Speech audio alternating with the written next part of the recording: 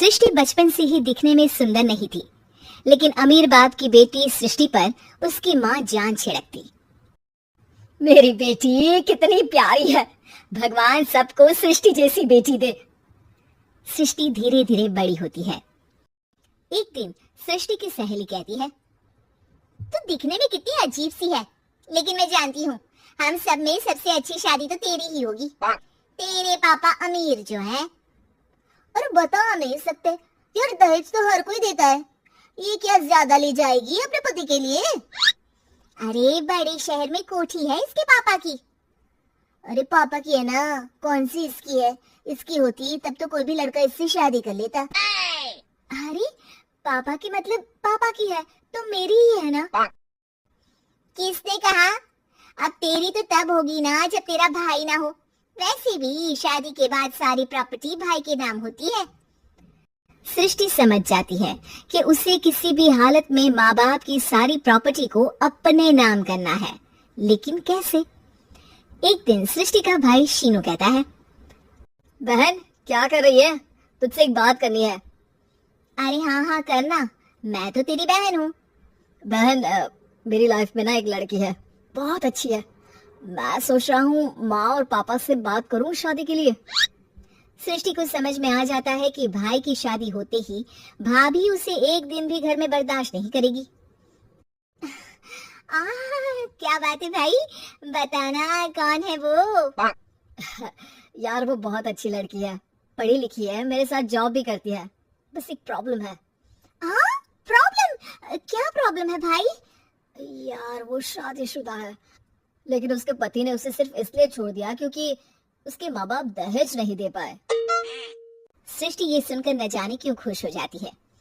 अरे भाई तो क्या हुआ, लड़की तुझे तो पसंद है ना। शीनू को लगता है कि बहन उसे समझ रही है। वो इस बात से अनजान होता है कि उसकी बहन की मंशा पूरा घर हड़पने की है। सृष्टि अपनी माँ से कहती है, मम्मी मुझे तो बहुत चिंता है, पता है शीनू क्या कर रहा है? अरे क्या कर रहा है, वो तो काम पर जाता है और वापस घर आता है। नहीं ना माँ, वो यही तो नहीं कर रहा, बाकी सब कर रहा है। आपको पता है उससे प्यार है, और वो भी एक शादीशुदा लड़की से। ये क्या हो गया, मैं सोसाइटी में क्या मुंह दिखाऊंगी? अरे तेरे पापा तो यही कहेंगे कि मैंने ही उसे बिगाड़ दिया है। माँ देखो मेरी बात मानो, पापा पर भी विश्वास करने की जरूरत नहीं है।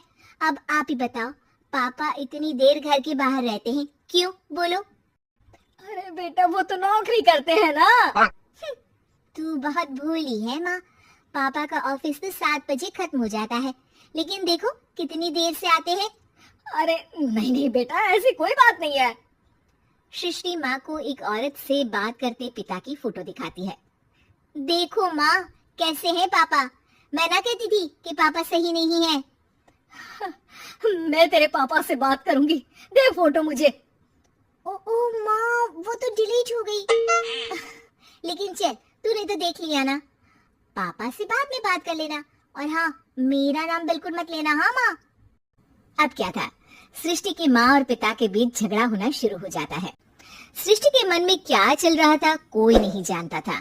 एक दिन, माँ सृष्टि के लिए एक लड़का देखा है, वो लोग शाम को उसे देखने आने वाले हैं। और हाँ माँ एक खुशखबरी, मैं और पापा मिलकर एक नया बिजनेस ट्राई कर रहे हैं। शाम को लड़का आता है, सांवले रंग का। सृष्टि को तो बिल्कुल भी पसंद नहीं आता। लड़की की माँ कहती है, लड़की का चेहरा तो कोई खास नहीं, लेकिन अगर मेरे बेटे को आप लोग सेटल कर दे तो मैं उसकी शादी आपकी बेटी से करवा दूं। सृष्टि को लड़का बिल्कुल पसंद नहीं था, उसे भाई पर गुस्सा आ जाता है। लड़के वालों के जाने के बाद कहती है, माँ देखा शीनू मेरे लिए कैसा लड़का लेकर आया, न दिखाने लायक न सुनने लायक, सेटल भी नहीं, वो भी हम करे। अरे माँ मैं जानती हूँ ये मेरी शादी किसी भी घर में क्यों करवाना चाहता है। अरे कैसी बात कर रही है बहन, तूने तो देखा ना, लड़के को मैंने ही मना कर दिया तुझसे शादी के लिए। जिसने लड़का बताया था उसने उसकी बहुत तारीफ की थी। बात आई गई हो जाती है, लेकिन सृष्टि का मन शांत नहीं होता। क्या करूं कुछ समझ में नहीं आ रहा। मेरी शादी हो गई तो ये लोग पूरी प्रॉपर्टी शीनू के नाम कर देंगे, मेरे हाथ तो कुछ लगेगा ही नहीं। तभी सृष्टि को आइडिया आता है। वो किसी वकील को फोन करती है। जी देखिए, अगर आपके मम्मी पापा का तलाक हो जाता है तो आपके पिता की आधी प्रॉपर्टी आपकी माँ के नाम हो जाएगी, फिर उसे वो किसी को भी दे सकती है। सृष्टि अब माँ को बेटे के खिलाफ भरती है। माँ, शीनू पर नजर रखा करो, वो जिस लड़की के प्यार में है ना वो शादीशुदा है। यहाँ आएगी, सारा पैसा रुपया जमीन जायदाद सब हड़प लेगी। पापा का भी हाल तुमसे छुपा नहीं है। ऐसा ना हो कि मैं और आप एक दिन सड़क पर भीख मांगे। हे भगवान, मैं तो जीते जी मर जाऊंगी अगर ऐसा हो गया तो। ऐसा हो गया नहीं माँ, ऐसा ही होगा। अभी समय है, आगे का सोच लो। मैं तो कहती हूँ पापा से आधी प्रॉपर्टी लेकर अलग हो जाओ। पापा की आधी प्रॉपर्टी भी हम लोगों को अगर मिल जाती है ना तो अगले 7 जन्म सफल समझो। बेचारी माँ बेटी के कहने पर पति से तलाक लेकर अलग हो जाती है। सृष्टि अब पैसों से गाड़ी और अपने दूसरे महंगे शौक पूरे करने लगी। उसके दोस्त भी उसके पैसे इस्तेमाल करते। सृष्टि, कल तुम कहाँ थी? मैं सारा दिन घर पर अकेली थी।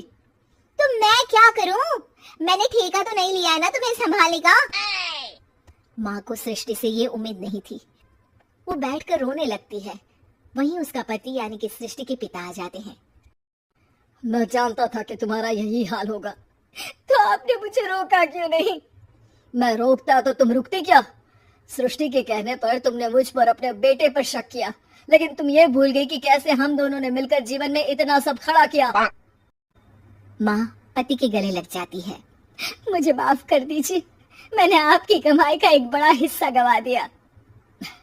कोई बात नहीं, तुम साथ हो तो मैं ऐसी 7 प्रॉपर्टी खड़ी कर दूंगा। तभी वहाँ सृष्टि आ जाती है रोते हुए। माँ, मयंक ने मुझे छोड़ दिया। वो बोल रहा था जब तक मेरे पास पैसे थे तब तक ही वो मेरे साथ था। पापा, माँ, मुझे माफ कर दीजिए।